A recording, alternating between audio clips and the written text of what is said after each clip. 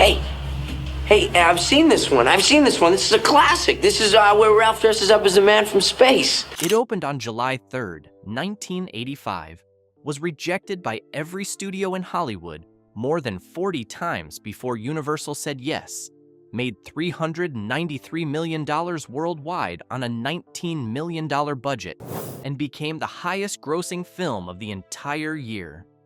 Back to the Future turned 5 actors into cultural icons overnight. Some of those faces became even more famous.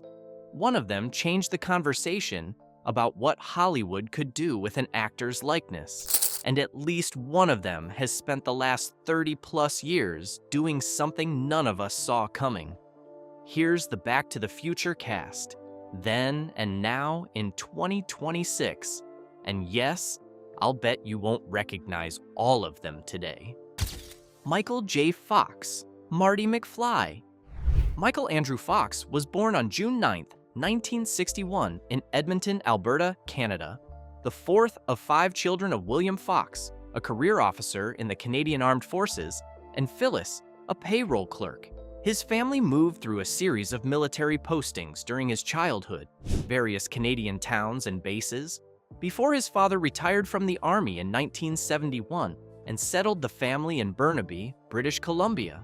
An eastern suburb of Vancouver was a long way from Hollywood in every sense. But Michael discovered acting in junior high school, joined the drama club, and found he had something that the school's theater teacher immediately recognized and encouraged.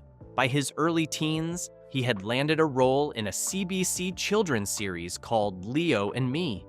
He was performing on Canadian television and in Vancouver's local theater scene while still in school. At 17, having dropped out of school to pursue acting full-time, he made the move to Los Angeles on his own. He changed his middle name professionally. The Screen Actors Guild already had a registered member named Michael Fox, and he needed a different middle initial. He used J as a tribute to Michael J. Pollard, the character actor he admired. The J doesn't stand for anything. The early months in Los Angeles were genuinely difficult. He was 17, had very little money, and was living in a small studio apartment in West Hollywood on a diet that was at one point essentially limited to frozen food. He got work slowly, then steadily. Small television appearances, a recurring role on a Canadian series filmed in LA. Enough to keep going. Family Ties premiered on NBC in September 1982, with Fox playing Alex P. Keaton, a conservative, Reagan-loving, economics-obsessed teenager whose liberal ex-hippie parents were perpetually baffled by how he had turned out. The character was funny, specific, and completely Fox's own creation in ways that the writing alone couldn't account for. Alex's combination of confident pomposity and underlying vulnerability gave Fox a vehicle for physical comedy, verbal comedy, and genuine emotional moments that showcased everything he had developed. He won 3 consecutive Emmy Awards for Outstanding Lead Actor in a Comedy Series in 1986, 1987, and 1988, and a Golden Globe Award. He was the most recognized young face on American television. At the same time, he was being approached for film work, and one project in particular was trying, with some difficulty, to get him.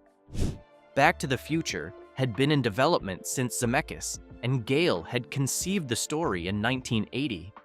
It had been rejected by more than 40 studios and production companies, which reportedly felt the mother-son romantic subplot was too inappropriate for a family film, before Universal and Amblin Entertainment agreed to make it. Once in production, the film cast Eric Stoltz as Marty McFly. Stoltz was a serious, committed dramatic actor who was giving a performance that was technically accomplished and thoroughly wrong for the film's tone.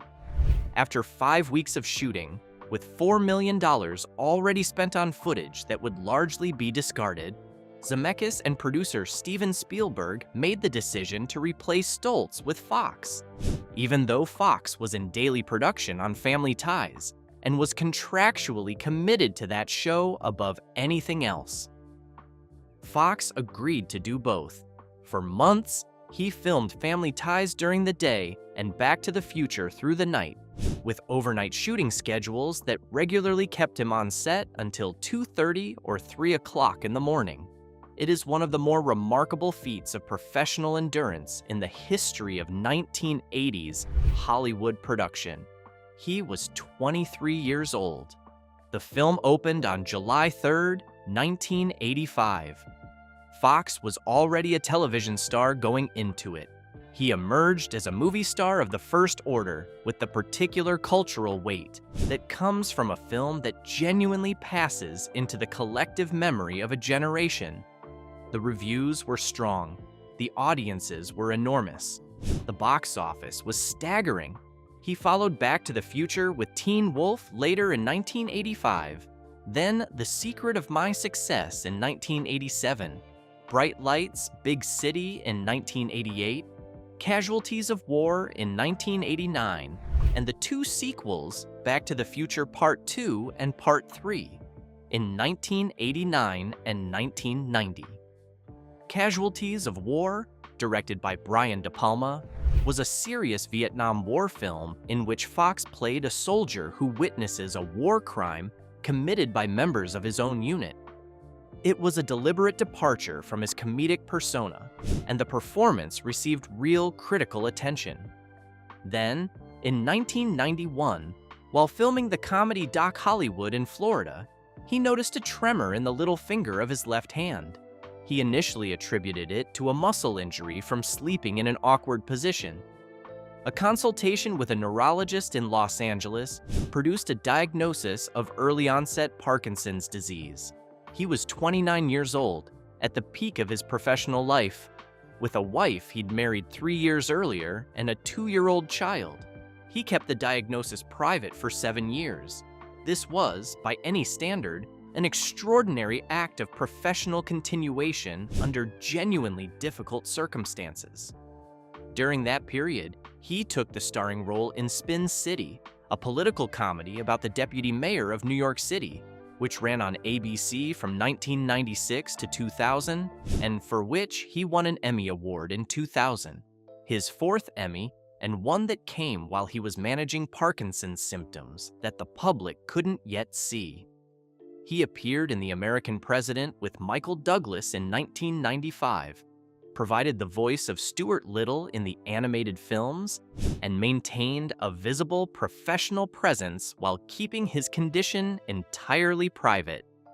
When he finally disclosed the diagnosis publicly in a 1998 interview with People magazine, the response was enormous, not because the disease was considered shameful, but because the revelation recontextualized 7 years of work that audiences had watched without knowing what was happening behind it.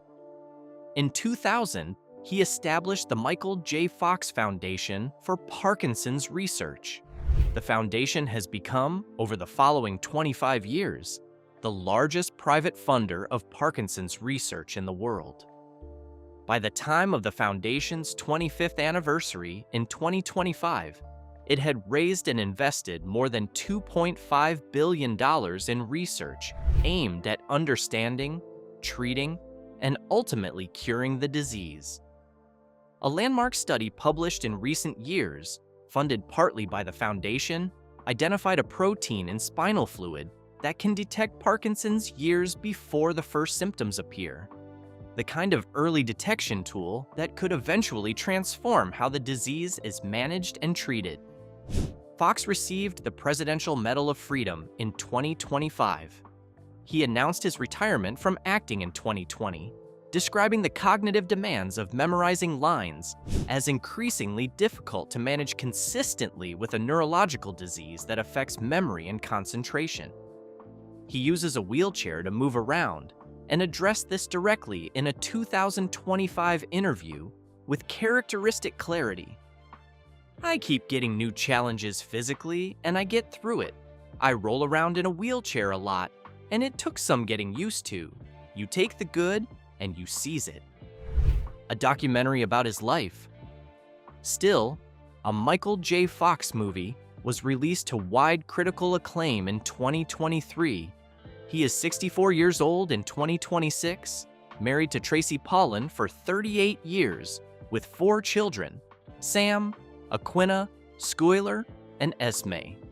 He is returning to television with a guest role in the Apple TV Plus series Shrinking, starring Harrison Ford, playing, with a kind of full-circle candor, a character who has Parkinson's disease. Christopher Lloyd, Dr. Emmett Brown. Christopher Allen Lloyd was born on October the 22nd, 1938 in Stamford, Connecticut, the youngest of 7 children in a comfortable, well-established New England family. His maternal grandfather was Lewis Lapham, one of the founders of the Texaco Oil Company. His father was a lawyer. It was not a background that obviously pointed toward a career as the most famous fictional mad scientist in cinema history, but the route there was more direct than it might appear. Lloyd found acting at 14, and he found it the way that some people find their calling, with a certainty that obliterated any practical consideration. He spent his teenage years doing summer stock theater, the regional, seasonal productions that had trained generations of American actors, and at 19, moved to New York City to pursue the craft seriously. He trained at the Neighborhood Playhouse under Sanford Meisner, one of the foundational figures in American acting pedagogy, whose approach emphasized emotional truth and the actor's complete inhabitation of the character's circumstances. Lloyd built his career in New York theater through the 1960s, accumulating more than 200 stage productions across a decade and a half of serious stage work before anyone outside the theater community had any particular reason to know his name. He won an Obie Award and a Drama Desk Award for his performance in Caspar in 1973, prestigious recognitions within theater that didn't mean anything to audiences who watch television. His film debut in 1975 in One Flew Over the Cuckoo's Nest, an extraordinary place to start. Directed by Milos Forman and starring Jack Nicholson, the film won 5 Academy Awards, including Best Picture at the 1976 ceremony, only the 3rd film in history at that point to win all 5 major Oscars. Lloyd played Max Tabor, one of the psychiatric ward's patients, and prepared for the role by spending time inside an actual mental health facility, observing the patients and absorbing the specific rhythms and textures of institutional life. His co-stars in the ward included Danny DeVito, Brad Dourif, Christopher Glover, and Vincent Schiavelli, all of them serious actors who understood that supporting work in a Best Picture winner built the kind of foundation that no amount of television appearances could match. Taxi, the ABC and later NBC sitcom that ran from 1978 to 1983, gave Lloyd his first mass audience recognition. He played Reverend Jim Ignatowski, a former philosophy graduate student whose brain chemistry had been significantly reorganized by decades of deliberate chemical alteration, and who now drove a taxi for the Sunshine Cab Company in New York, with a peaceful, benevolent incomprehension of how the world worked. The character was the most physically and comedically extreme in a cast that included Danny DeVito, Judd Hirsch, Tony Danza, Marilu Henner, and Andy Kaufman. Playing him required absolute commitment to a kind of spacey, detached serenity that could collapse into confusion or unexpected insight at any moment. Lloyd won the Emmy Award for Outstanding Supporting Actor in a Comedy Series for the role in both 1982 and 1983. His run in the mid-1980s was remarkable for its variety.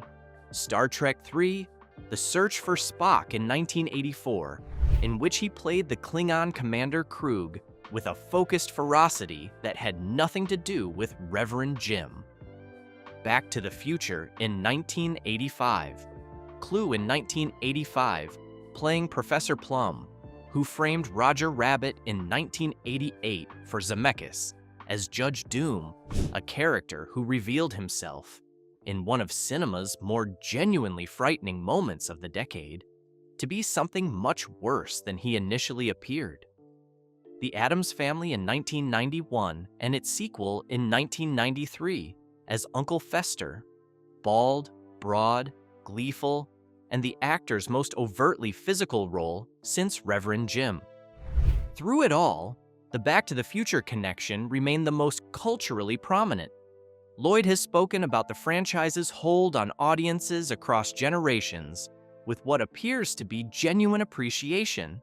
He has participated in anniversary events, fan conventions, and promotional appearances for decades, and brings to all of it an enthusiasm that is not the performance of gratitude, but the real thing. He calls the experience of playing Doc Brown one of the great privileges of his career, and the affection between him and Fox, on screen and off, is one of those things that doesn't always appear in a career, but makes an enormous difference when it does. Christopher Lloyd married for the 5th time in 2016 to Lisa Loyacono. He is 87 years old in 2026, and he is still working. Leah Thompson, Lorraine Baines McFly. Leah Thompson was born on May 31st, 1961, in Rochester, Minnesota, the youngest of 5 children in a family she is described as one in which performance was always present. She became a professional dancer at 14, a young age but not unusual in the world of classical ballet training, and earned scholarships to both the American Ballet Theater and the San Francisco Ballet. She was technically accomplished and genuinely dedicated to dance, and by 20, she had what could have been a full career ahead of her in that world. She pivoted to acting. The transition was rapid. She got work quickly and was almost immediately cast in material that put her alongside some of the most prominent young actors of the early 1980s. Red Dawn in 1984, John Milius's Cold War action film about American teenagers resisting a Soviet invasion of their small Colorado town, cast her opposite Patrick Swayze and Charlie Sheen.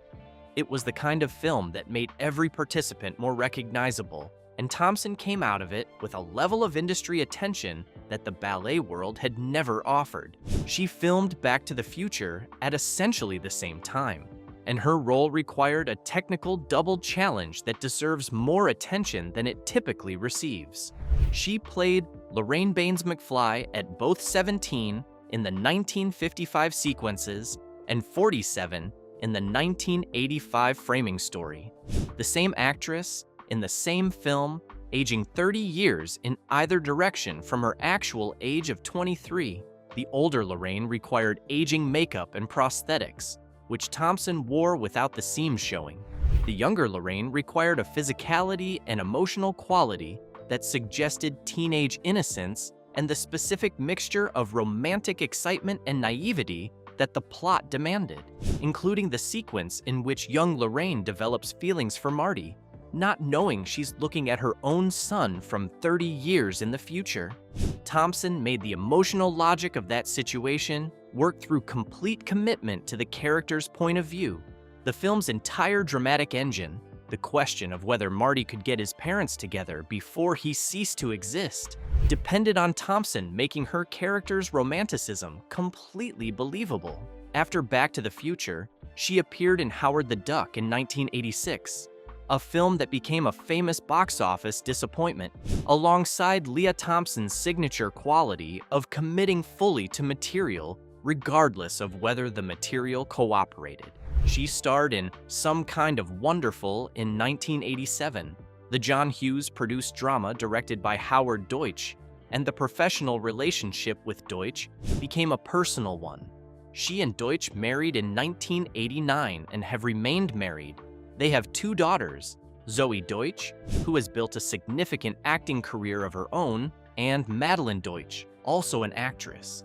Caroline in the City, an NBC sitcom that ran from 1995 to 1999, gave Thompson a second significant television run in primetime comedy.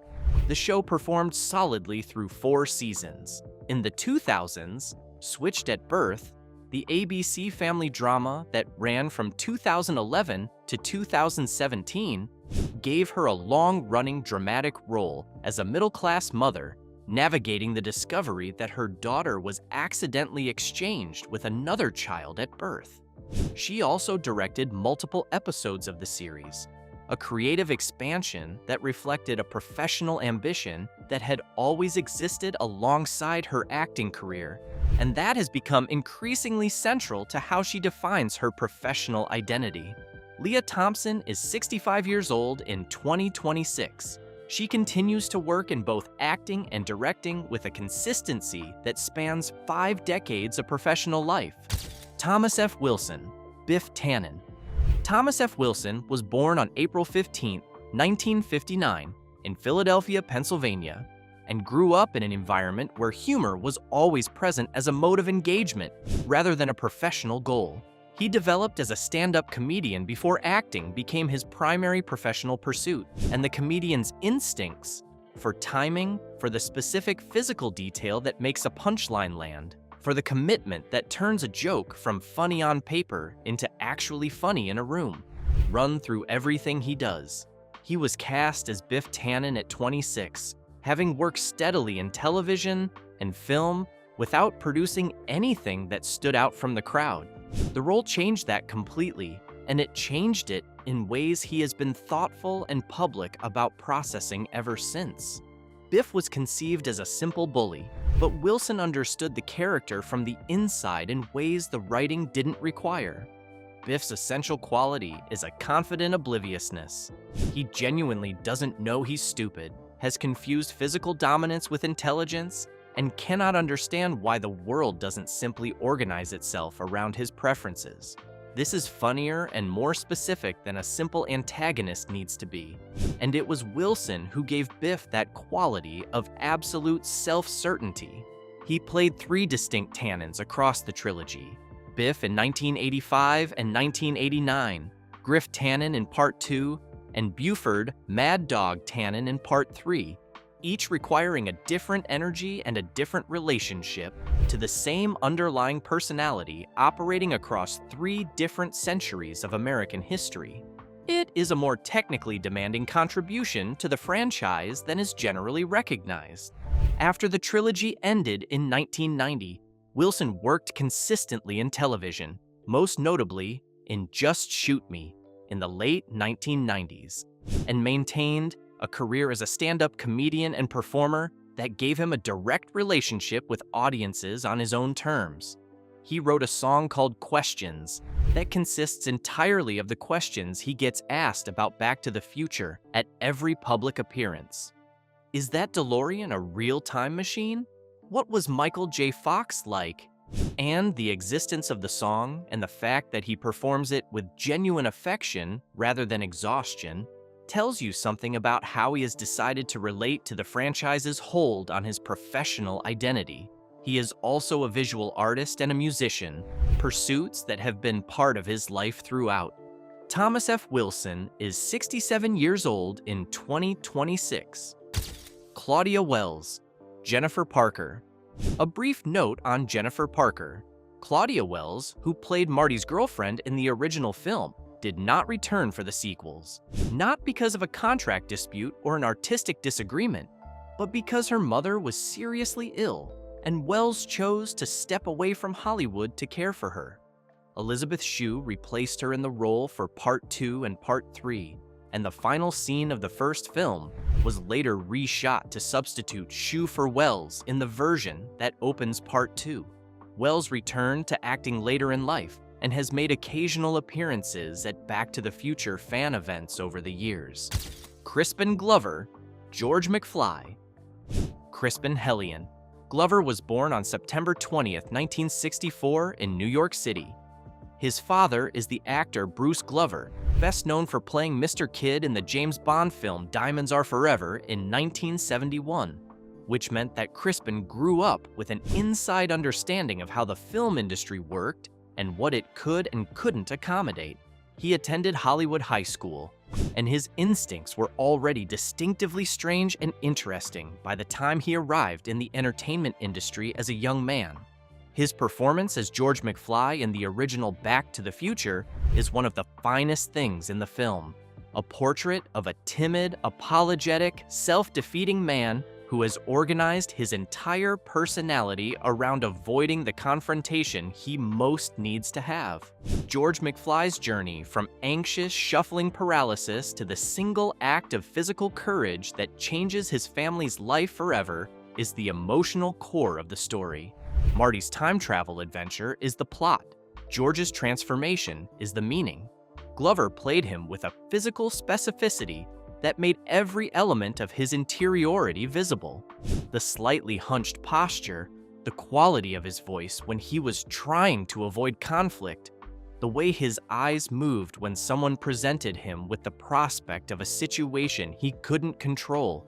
He did not return for the sequel. The reasons came from two directions. A salary dispute, he was offered approximately $150,000, while co-stars Leah Thompson and Thomas F. Wilson were reportedly earning $650,000 and $325,000 to $350,000 respectively for similar-sized roles, and an artistic objection to the original film's ending, in which the improved 1985 was defined primarily by the McFly family's newfound wealth. Glover felt that equation of a better life with material prosperity sent a message he found dishonest. The situation that followed established legal precedent that shapes Hollywood to this day. The producers cast Jeffrey Weissman in heavy prosthetics to recreate Glover's appearance and combined Weissman's new footage with archival footage of Glover from the first film, essentially recreating his likeness without consent. Glover sued. The case settled for a reported $760,000. More significantly, the lawsuit contributed directly to a Screen Actors Guild rule protecting actors from having their likenesses recreated without permission. That protection is now standard in American entertainment contracts because of what happened to Crispin Glover in 1989. After Back to the Future, he pursued a career entirely on his own terms. He directed experimental films, appeared in Wild at Heart for David Lynch in 1990, Charlie's Angels in 2000, Willard in 2003, Beowulf for Zemeckis in 2007, and Alice in Wonderland for Tim Burton in 2010. He owns property in the Czech Republic and spends part of each year there, collecting antiques and living a life with considerably more geographic variety than most American actors arrange for themselves. Crispin Glover is 61 years old in 2026, and he remains the most genuinely unpredictable person to have walked onto a Back to the Future set in 1984. Back to the Future was rejected by more than 40 studios before Universal said yes. Disney reportedly passed because the romantic subplot between Marty and his mother seemed too inappropriate for a family film. Warner Brothers passed. Paramount passed. The studios that said no were saying no to the highest-grossing film of 1985, one of the most profitable franchises in Universal's history, and a trilogy that has been in continuous cultural circulation for 4 decades without any of its power diminishing. It opened on July 3, 1985, and was still in the US top 10 at the box office months later. It generated Back to the Future, Part 2 and Part 3, filmed back-to-back and released in 1989 and 1990. It generated a Universal Studios theme park ride that has run since 1991. It generated an animated television series, a stage musical that played in London's West End, and then on Broadway, video games, and more cultural references than any accounting could contain. Crispin Glover's lawsuit changed permanently how Hollywood handles actor likenesses, a legal protection that every American actor now carries in their contracts. And the DeLorean time machine, a car that was a commercial failure for its manufacturer, discontinued in 1982, 3 years before the film, is now more famous than almost any automobile ever made.